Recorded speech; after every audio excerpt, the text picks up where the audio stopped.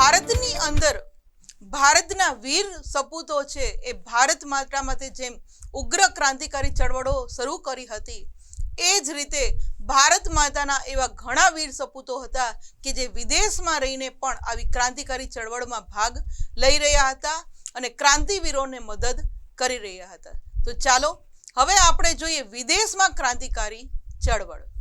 સૌપ્રથમ વાત કરીએ તો ભારતને અંગ્રેજ શાસનમાંથી મુક્ત કરાવવા માટે વિદેશમાં શરૂઆત થઈ હતી. અને આ વિદેશ એટલે કયા કયા દેશની અંદર? કે જે દેશની અંદર આપણા ભારતીયો રહેતા હતા ત્યાં રહીને પણ આપણી માતૃભૂમિ માટે પોતે સારી એવી કામગીરી કરતા હતા.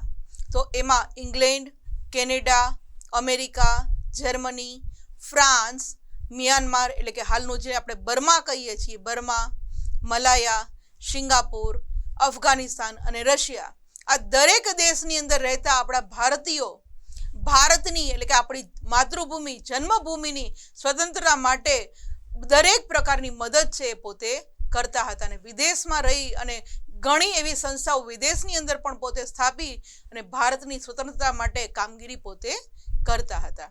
આ ઇમેજની અંદર જે હમણાં જ આપણે વાત કરી કે દરેક દેશની અંદર રહી અને આપણા ભારતીયો છે ભારતની સ્વતંત્રતા માટે કામગીરી બજાવતા હતા, ચળવળ ચલાવતા હતા, આ ઇમેજની અંદર આપણે જોઈ શકીએ છીએ. ત્યારબાદ વાત કરીએ તો વિદેશમાં ક્રાંતિકારી પ્રવૃત્તિમાં સક્રિય ક્રાંતિકારી કોણ કોણ હતા, કયા કયા ક્રાંતિકારી છે વિદેશની અંદર રહીને પણ કામગીરી કરતા હતા? તો એ હતા શ્યામજી કૃષ્ણ વર્મા, મદનલાલ ધીંગરા, વીર સાવરકર, લાલા હરદયાલ. ત્યારબાદ આ ઇમેજની અંદર જે આપણે વાત કરી શ્યામજી કૃષ્ણ વર્મા, વીર સાવરકર, મદનલાલ ધીંગરા, લાલા હરદયાલ, એને આપણે જોઈ શકીએ છીએ કે જે વિદેશની અંદર રહીને પણ ભારત માતા માટે પોતે કામગીરી કરતા હતા, ચળવળ ચલાવતા હતા. ત્યારબાદ ઉધમસિંહ, રાજા મહેન્દ્ર પ્રતાપ, મેડમ ભીખાઈજી કામા, સરદારસિંહ રાણા, આ લોકો પણ વિદેશની અંદર રહી અને ભારત માતા માટે પોતે સક્રિય ચળવળ ચલાવતા હતા.